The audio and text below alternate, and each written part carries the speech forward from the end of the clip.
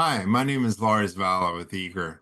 I've worked with Sebern Fisher since I began with EEGer in 2013. Learning as a community, with Sebern, our perspective has evolved and deepened on therapy, neurofeedback, and deep brain reorienting.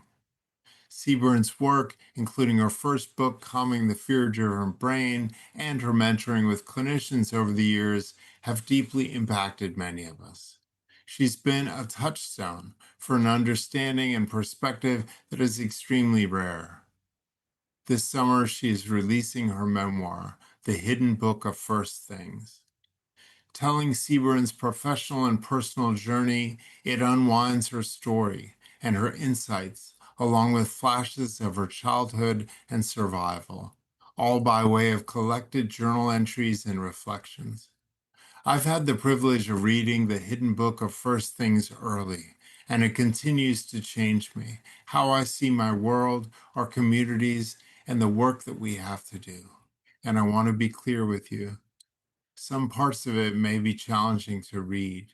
The story is a raw and true account of her lived experience, of the distress, confusion, self-harm, terror, and agony that cascade in a person's life after sexual abuse, isolation, aloneness, and wrong-headed responses from mental health professionals.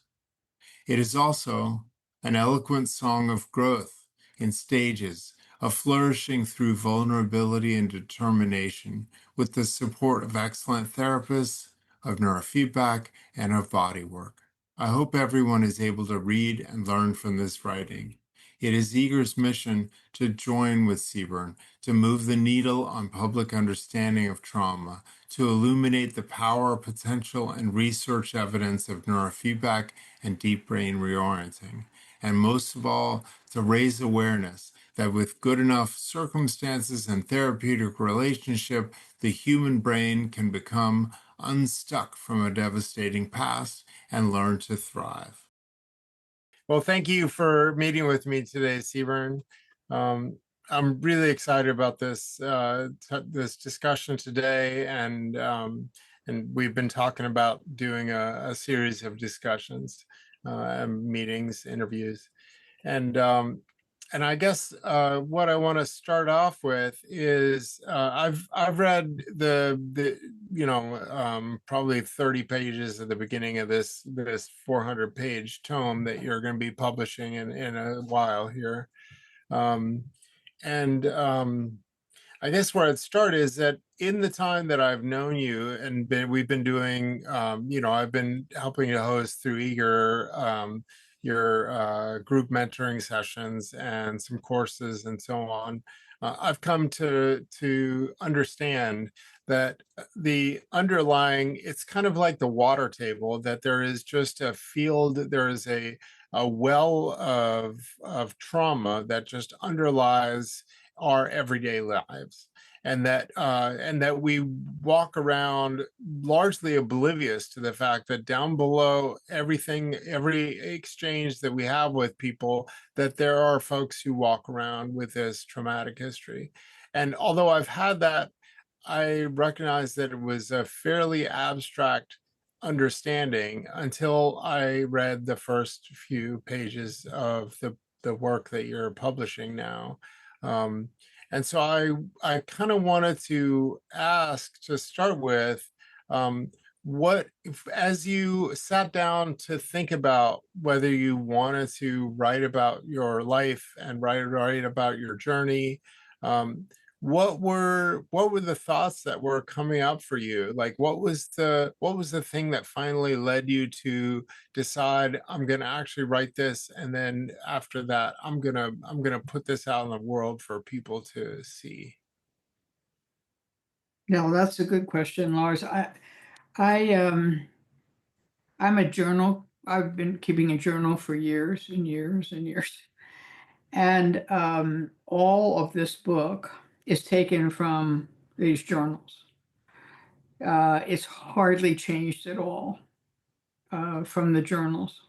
A little bit, but not very much, and not in any way that would change the meaning or the significance of what I've written. So I had a record. I had a record of psychotherapy. I'm a psychotherapist, but this is a record of my own therapy and what changed or what didn't change and whether change was even the issue, actually. And then what happened when a friend of mine offered or asked me to do neurofeedback to see if it worked, because she was buying a system.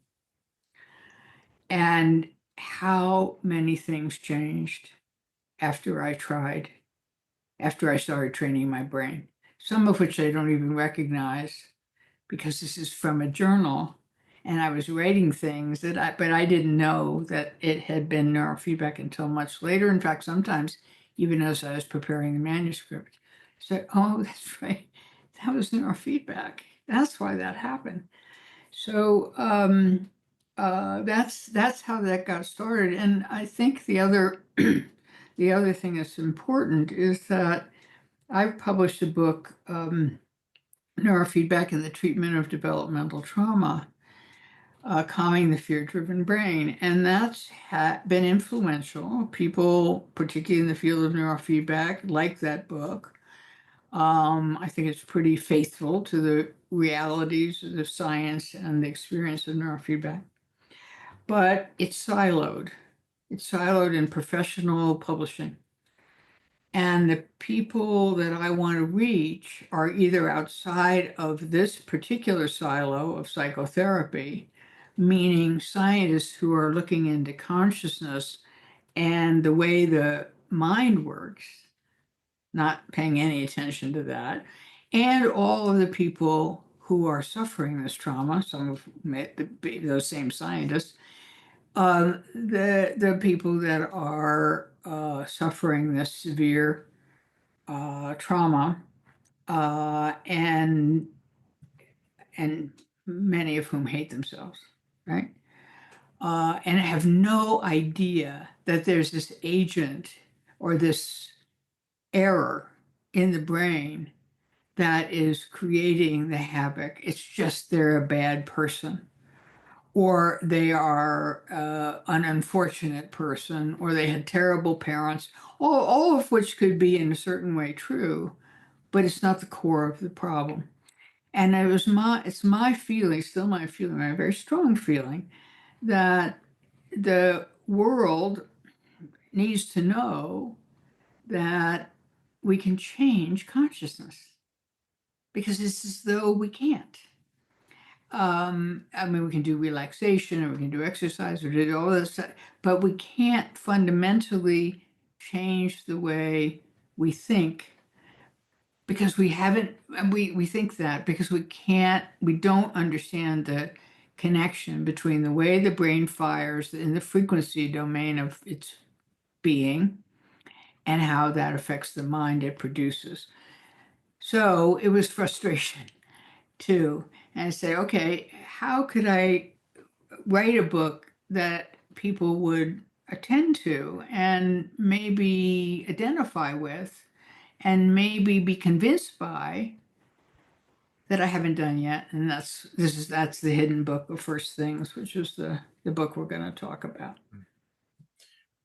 I mean, it's interesting to hear you describe it that way, because to me, like, some of the really most transformative approach, the angle that I feel like is largely missed, that I feel like you're referencing there, is this idea that for anyone who has had, you know, for probably for most people in the world, we approach things with like, oh, if things are going wrong, it's probably something I'm not doing right.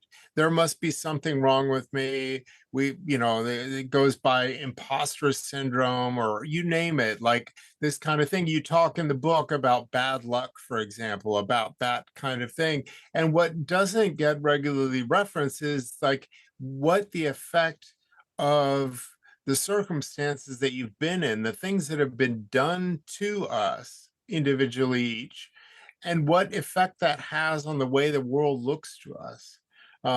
That being the first part, how that transforms the way that we are able to actually see how possibilities look. And then the fact that what you go into is that it's not a done deal. You're not broken because of the way that you look at the world. And that's kind of this underlying, sort of heartbeat that goes through all of your writing, is this constant. It's almost like it's not a religious faith, because there's nothing sort of explicitly spiritual about it, but there is this thrumming kind of concept that I can do this, I can make it through this, and continues to. I wonder if you could explain, like, where does that come from, that sense of like, and is it the chance interaction with neurofeedback that led you to this place of like feeling like there is a way for me to get this door open and get out? What I mean, because I can imagine that people are probably gonna, you may have read it. I'm thinking, for example, if you picture yourself talking to yourself back 40 years ago or 60 years ago, that if you heard yourself talking, that I can imagine that you would say, yeah, whatever. Right? So what is the thing that people need to really wrestle with about this possibility of change and self-transformation?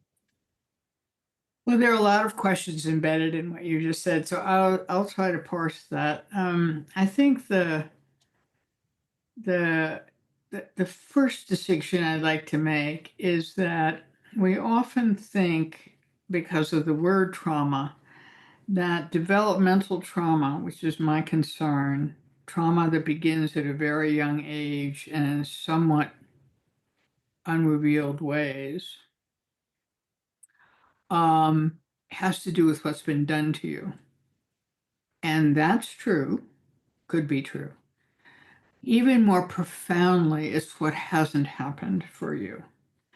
And that's in the connection attachment domain.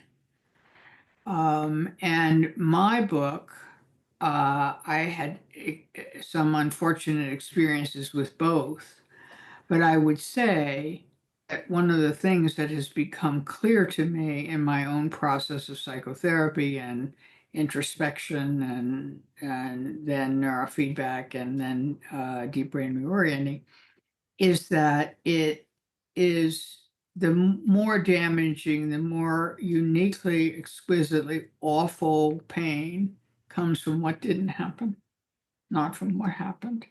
And Caroline Lyons-Ruth, who's a researcher at Harvard, looked at, has a longitudinal study out, and the suicide risk, the person most at risk of suicide and self-harm is the person whose mother turned away. Abuse, however awful it was and how significant it is clinically, washes out as a predictor. It's not in the data. You could have been badly abused, but if you were attended to, cared for, loved, the abuse washes out. Now, often those two things come together, but the valence of injury is being turned away from. The summary that she gives of her research in borderline personality disorder, a term I hate. It's really about affect regulation. Marsha Linehan, the queen of borderline personality, tried to get that changed to an affect regulation disorder. No one listened to her. That is the description of the borderline patient, i.e. the patient who can't regulate affect, is the mother who turned away and the baby who keeps trying. And my feeling is that suicidality, which comes up in this book, that suicidality is an attempt, one and the same, to get someone to, quote, pay attention, but in the most profound way, to turn toward you, right? or to die. And that's really the way it is. That's really the truth of being human. We are a social species. We need one another. And with psychotherapy and neurofeedback and DBR and other, well, those are the three things that I'm most concerned with. It's not only attachment, but healthy attachment that you're going after. So I don't know if I've answered your question sufficiently, but it was that I wasn't, maybe it was in a certain way, I wasn't getting enough attention with the first book. It wasn't personal attention that I needed. It's that the world is not understanding that it can change the very premise of one can change the very premise of their being. And this should be available to everybody. It's a rare possibility now because it's expensive and not too many people have it, although more and more. I can go to any major city and find neurofeedback available now. And then I wanted people who did neurofeedback, both as patients or clients and as therapists, but even probably more so as therapists, to understand what they're actually doing. What, we're not fixing a disorder like ADHD or developmental trauma. We are helping the brain find its own regulatory mechanisms that would be in place, good enough, to use Winnicott's phrase, it would be good enough in that brain if there had been a good enough parent. And neurofeedback is sort of the second order. If you couldn't get that, and she couldn't, usually the mom couldn't be there because of her own terrible trauma or life circumstances, whatever led that to be the case, that you have a second chance. Now, as far as would I have believed it 60 years ago? No.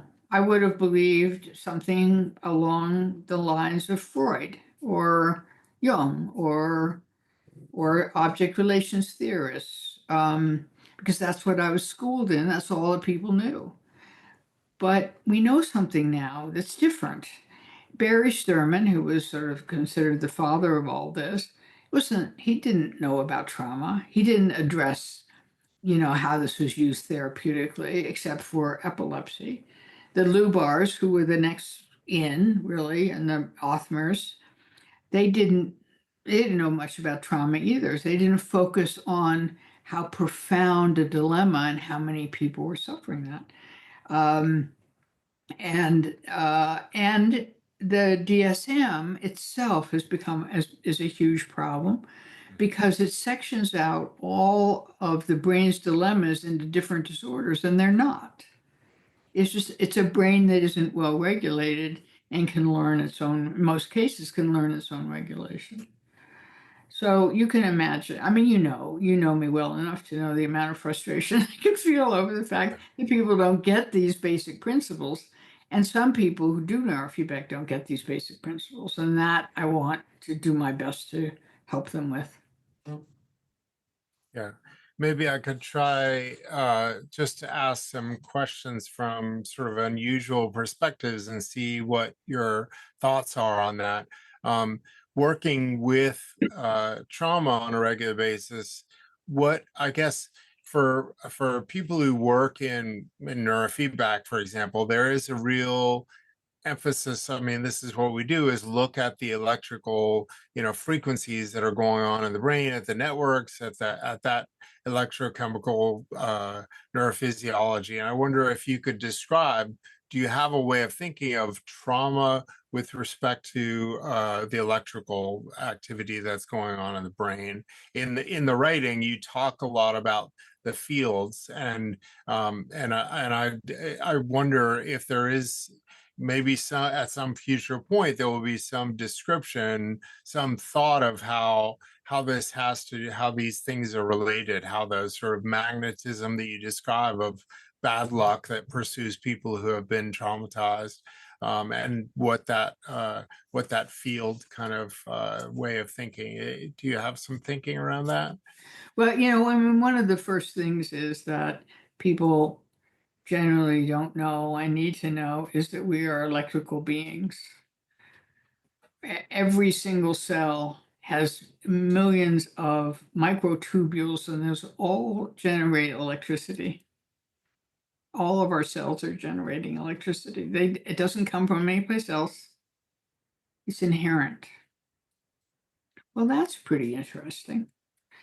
And then I think because, I mean, field theory is borrowed from physics, but there is a feeling that I have that certain experiences, transient, often very bad experiences, develop their own kind of magnetic pull. I mean, there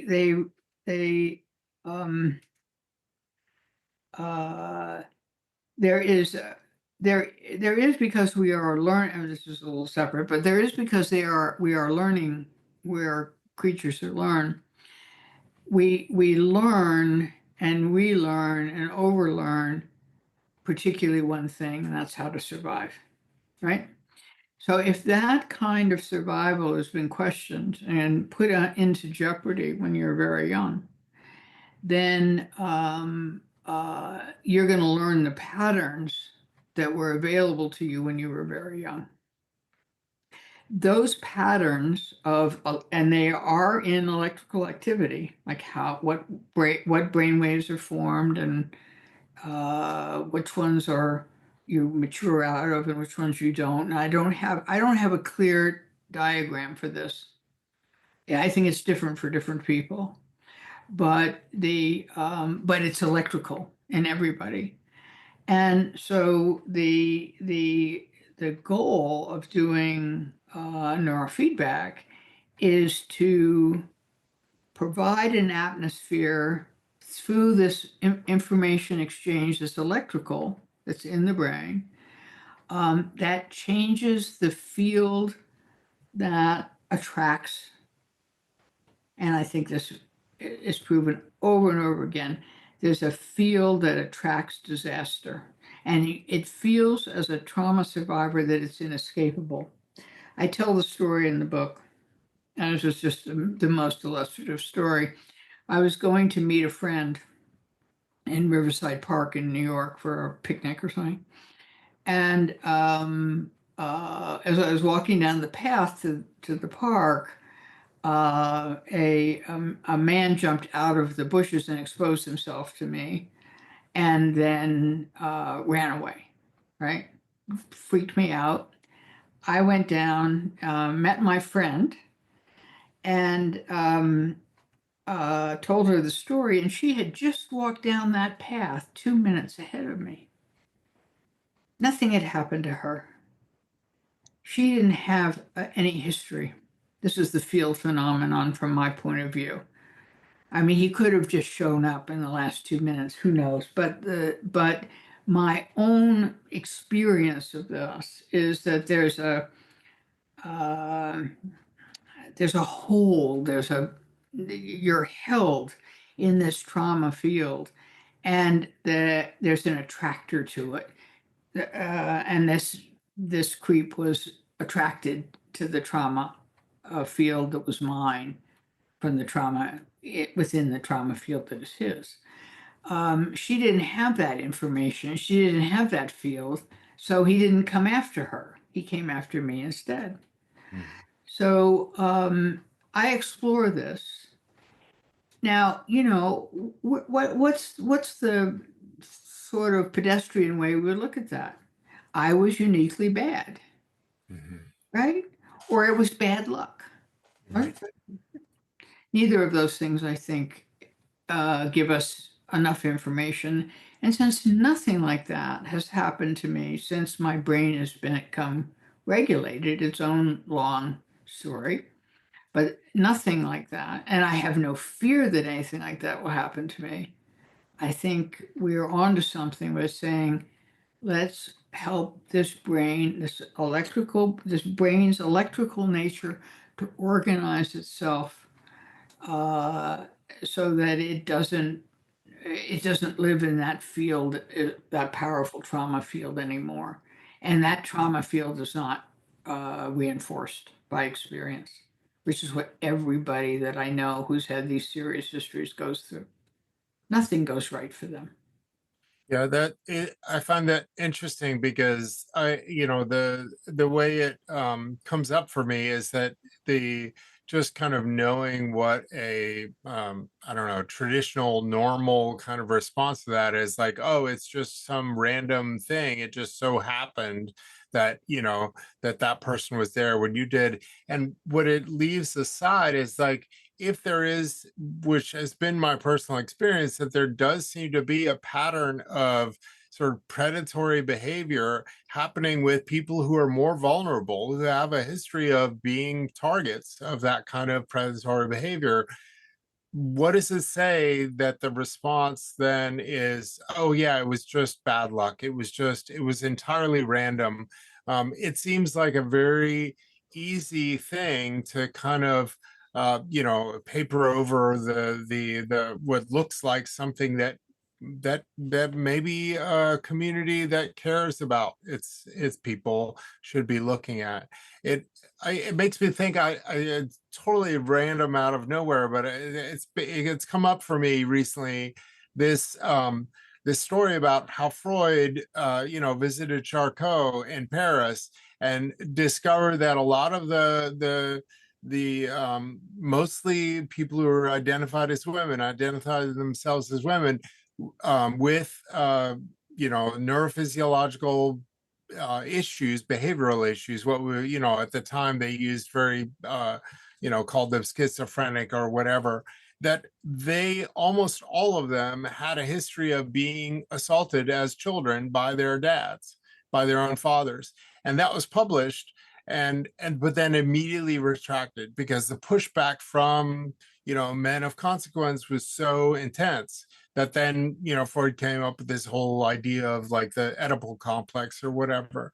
It's just interesting in what way. Well, I guess what it brings up for me is, like, for people in a community who don't have that personal history of being survivors of this kind of trauma, what is the empathic? It makes me think again of the bystander effect, right? This result in the 1960s where people said it was just by people's apathy, and it comes to, so I guess the question is, what kind of response would be good for the, like, how do people, I guess the bigger question is how to be an ally in changing the way that we think as a world about the idea of trauma. Well, that's one of the reasons that I've written the book, is first so that people are informed. I have no, and this is really true, I mean, it could sound specious, but it's true, is that I have no personal need to publish this book. I have no financial need I have no hassle need, I have no need at all to publish this, to have written it and to publish it. And I had no expectation that I was going to do so until I met this terrible frustration that I was talking to you about. The world needs to know. And one of the reasons the world needs to know is because they need to change their attitude toward, quote, borderline patients, or, quote, whoever it is, that the rape victim. Stranger rapes, I think, are something like 70 or there's some very high percentage risk of being raped by a stranger if you were raped as a child. Okay, so are we just going to deny those numbers? Are we just going to say those mean nothing? They mean something. What it means, I'm still fumbling with that, and other people, but at least we have to fumble with it. At least we have to pay attention to it. So, it's one of the things that is implied in some people's responses to my book is that I have written about things that would normally be hidden by shame. Right? That shame is not an internal experience that is generated solely on my own, or would have been, it was solely generated on my own. That has to be the expectation of how I'm going to be received. Because of neurofeedback, I don't worry about that anymore. I feel very confident in my questions, if not always in my answers. And I feel pretty solid. I'm well, whatever that means. And I can't think of anybody else who can write this book. I've been looking for this book for years and years and years, and that's not written yet, so I wrote it.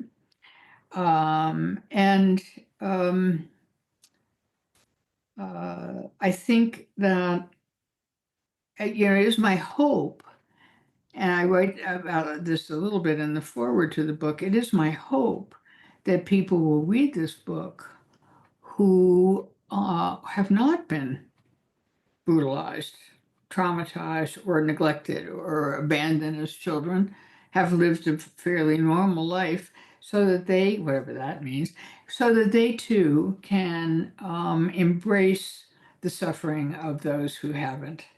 And in terms of when that suffering becomes mental illness, mental distress, I'm so pleased with Frank Corrigan, the DBR person, because he talks about it as distress, not illness. Okay, so what it was in the chronic pain literature, I think they call it mental fatigue. Mental fatigue. But anyway, it's like other words, than illness. This big category called borderline personality disorder does not exist. It absolutely does not exist. It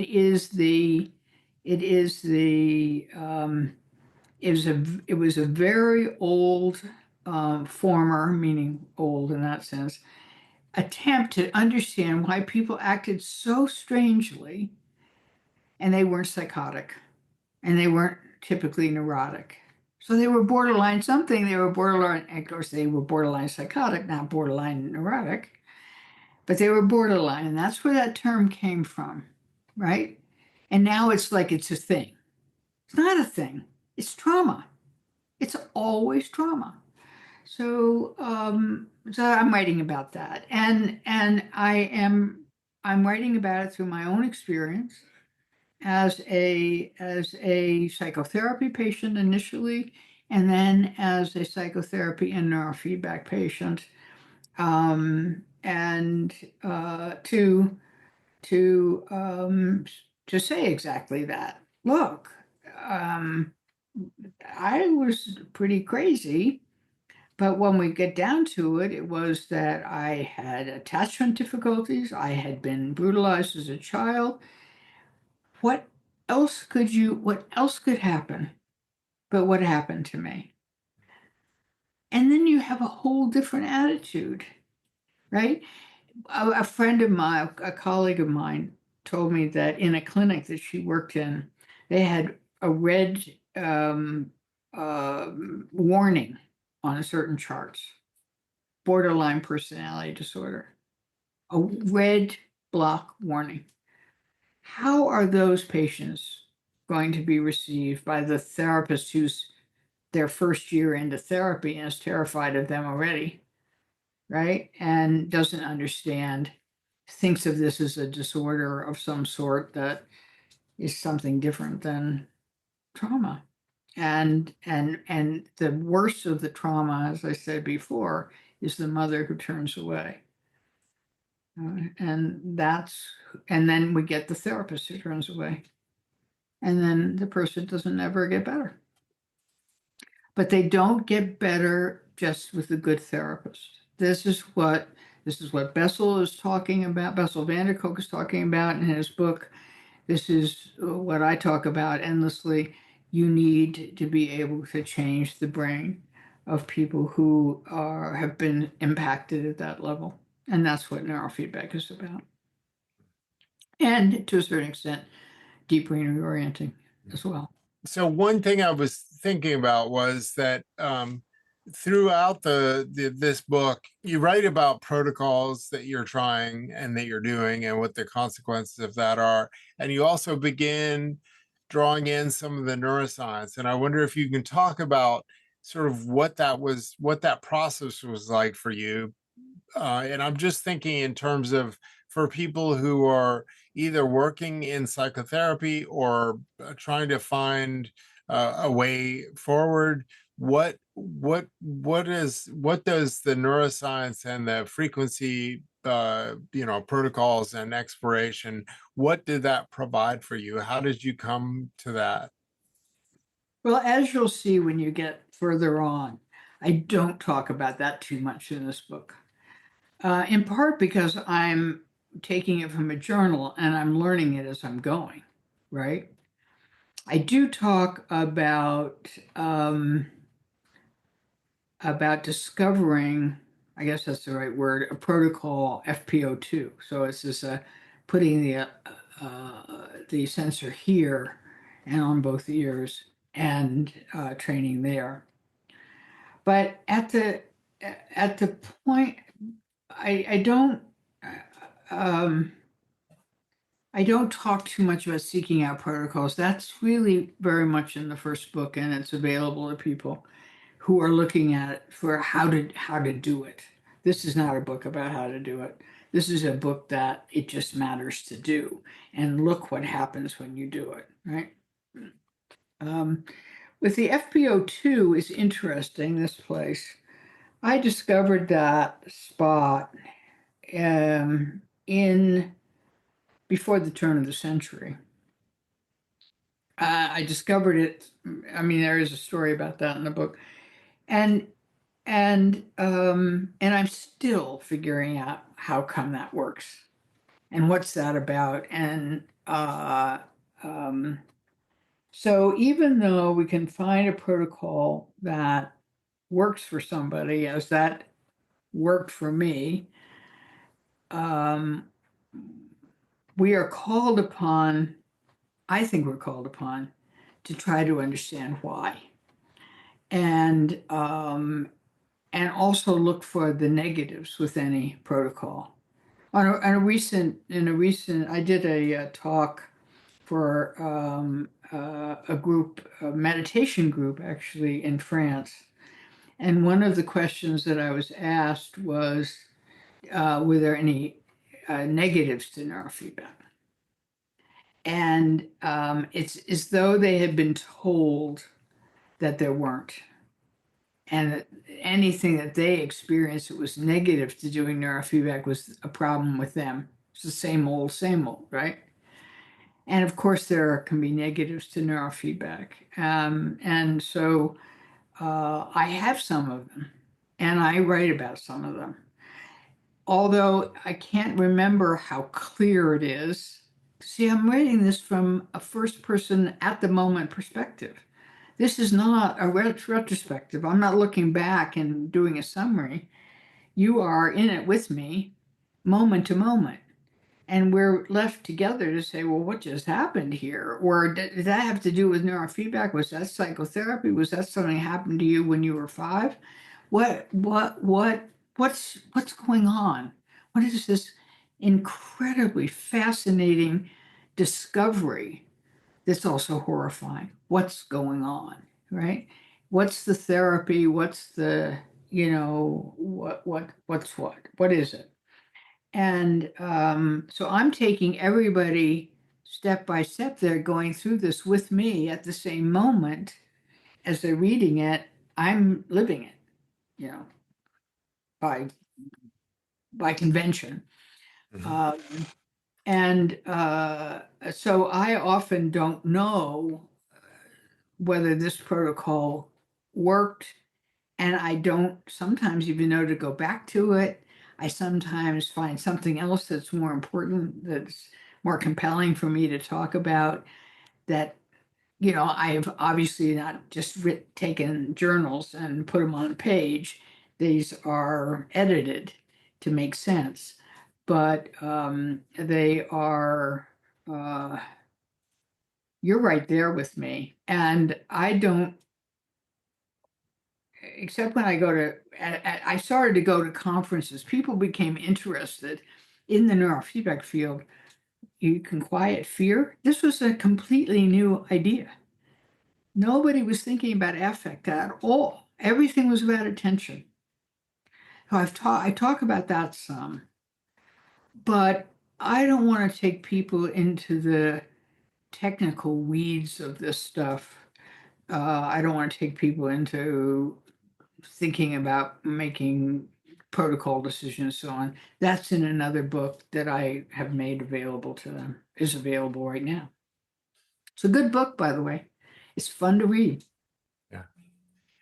One of the interesting things, really compelling things about going through the step-by-step process of like following along as a journeying part of the journey that you're taking us on in this book is this, what strikes me as being this regular transition sort of your system between conscious sort of above cortical activity and the sort of lower brain just reactivity, and the perceptions, the sense of things, the brightness of things, the desensitivity to bright light, for example. And I just think about how there is this really like common view that we are entirely conscious beings, that the decisions that I make on a day-to-day basis are entirely of my volition. It's all cortical. But reading your book, like it's clear that your system is constantly going through these various changes. I wonder if you can talk about what that process, because there's some way in which it feels like as you're peeling back some of these layers and you're processing this stuff, it's painful because of the transitions between these different kinds of these different kinds of being, these different ways of being. But I wouldn't have seen a therapist, and a good deal of the opening of the book, the first before 100 pages, is our interchanges with the therapist a lot. You're right in the therapy room, because I was trying to deal with the aftermath of knowing more, or having been challenged, or feeling unloved, or whatever it was. It was a profound relationship with a therapist. But I wouldn't have gone to anyone who thought this was cortical. It's like, I once met a wonderful guy at a behavior therapy conference that I was at because of Marsha Linehan. And we were having dinner or whatever, and he said, I'm going to tell you a dirty little secret, that all behavior therapists go to psychoanalysis or to object relations therapists, interpersonal therapy. They don't go to behavior therapy, right? So that made sense to me. I wouldn't either. So the cortex is a very important part of our functioning. We wouldn't get through a day without it, but it's not where the action is. And the emotional action, and particularly for people who have had a great deal of trauma. And it's not even the subconscious. Unless we were to say that the subconscious is this firing of the brain that goes on in response to fear signals, or to what the brain interprets as something that they should be afraid of.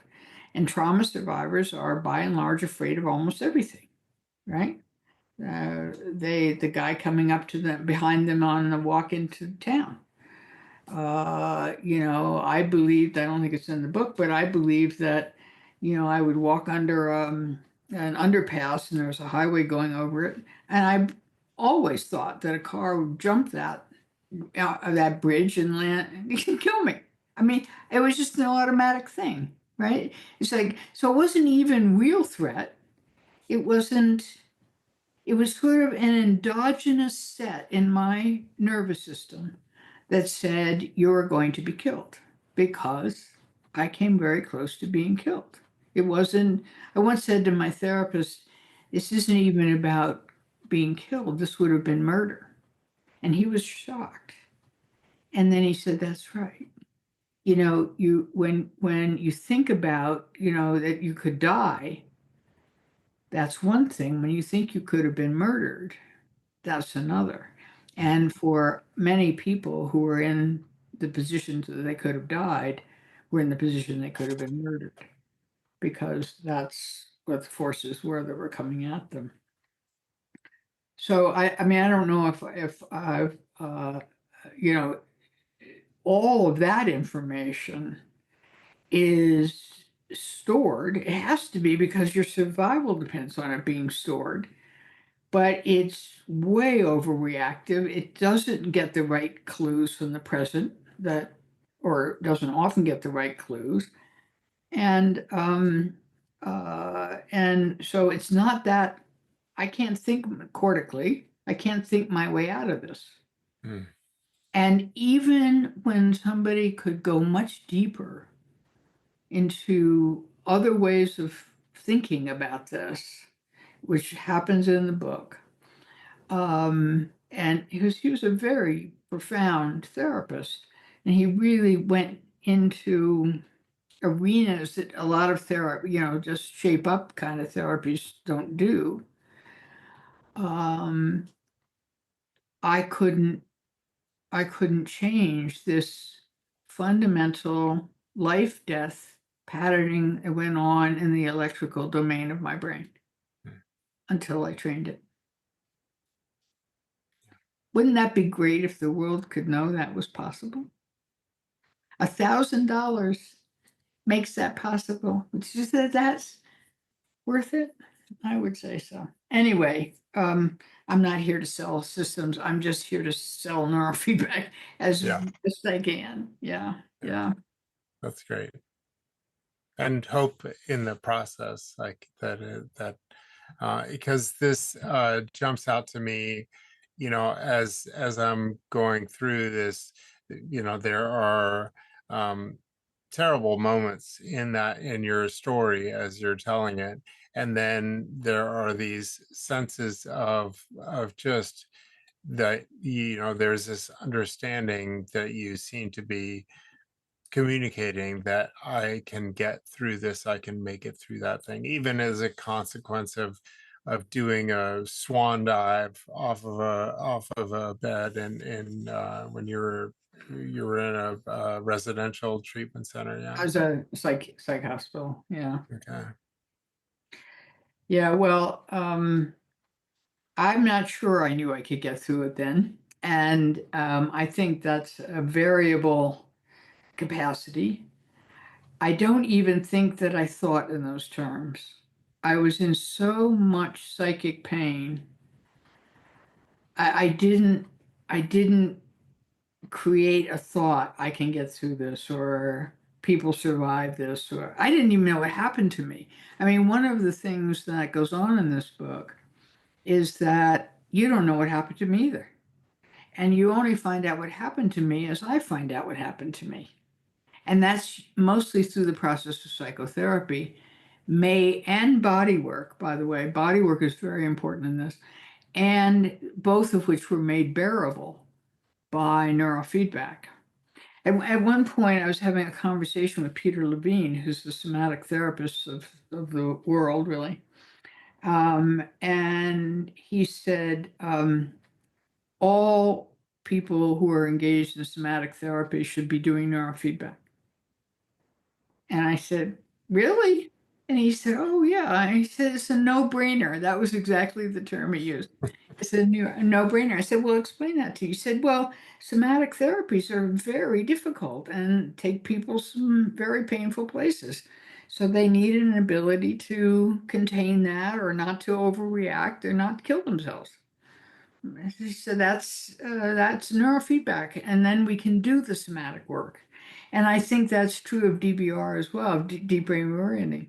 The way that you can really get the most out of DBR is if your nervous system is contained enough, is held enough in and of itself to do this very powerful exploration of what happened. And that what happened is often something that didn't happen. And that's even harder to name. That's the neglect, quote, neglect. I don't love the word neglect. I like the word absence better because I was never neglected. I mean, that's just the reality. And many of the people I see, not most of them, but many of the people I see didn't have neglect either, but they had their parents were Yeah. not there. Yeah. It makes me think of the idea of presence in terms of like how a therapist is there with the person that they're working with, and how that's different for DBR therapists and for neurofeedback practitioners who have studied DBR. The whole idea of like, I mean, what's kind of I don't know, it really difficult to frame in a way is that it changes the way that we think about what it is to be human. If we're thinking in terms of like the very limbic nature, the very emotional nature of how we connect with one another and how we interact with one another, that's like a core element of identity, for example, that it's a core element of like of being here, like being able to be here and being able to feel confident and going about our lives. And that's so different than, when I went to the therapy as a child, the assumption, the way that I read it, was that this is about making you a productive participant in society. And of course, that didn't work for me at all, because there was no part of me that had any inclination or desire to be a productive, like consumer. Um, and this, in a way, what you're describing is like, it really explains this thing, like that it's the relationships that we have, this web of relationships, and if we have them, feeling, if they really like feel substantive in our lives, and that allows us to flourish. I wonder, in that process of like, so it's a very long book, and I've only started. I mean, it's not long in sense of long, but I mean, I've Thank only you. started it. Yeah. But I wonder if your sense of things now is that um, that that that people, give us a sense of sort of where the world is at. In the book, you talk about how the election of Trump really had this like revelatory, and not in a good way, kind of reaction for you.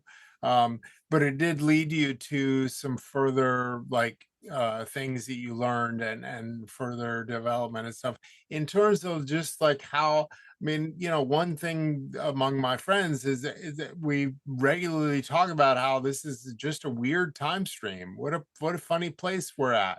This is not something like people regularly reference. Like, this is not what my bingo card ever looked like before. So I Mhm. wonder if like this book, if you could talk about what it would, what it can offer, as far as like understanding what a strange world we live in. Well, I don't know, except to say that it's not a regulated world, right? And a regulated world comes from regulated people. There's no other place it can come from. And we don't have regulated people, whether traumatized or not. And Trump was. I mean, there's no question that he was severe. His mother was severely absent, and his father, that he had no parents. And so it gives us an understanding from that perspective that what we have, what our job is as citizens of the world, whether we suffer in that position or we're privileged in it or we're poor or whatever, but our job in this is to help regulate ourselves, the people we're close to, and and obviously the greater world. I mean, every time and I hear a political story, and I do listen to some political stuff, I say, I can't take self-regulation out of the picture. It's not possible. And politics is not other than self-regulation. And or the capacity to regulate, not regulate someone else, but to help people be regulated. I mean, or it's a failure of regulation. Most of our politics are a failure of regulation. But the world changes. The crisis of the world of the global warming and the environmental crisis, the lack of respect for the natural world, the lack of respect for women, the race issues, and on and on and on. All of that changes if each individual could grow up in a regulated system, regulated internal system. That's available. And all of the rest, talking about politics and talking about economic systems and all that, if you leave out the regulation of the people living in those systems, you don't understand it at all. It's then a force that's called politics, or a force that's economics, or whatever, environmental or whatever. You have to really understand the core necessity for the regulation of the inhabitants of this planet, for the planet's survival.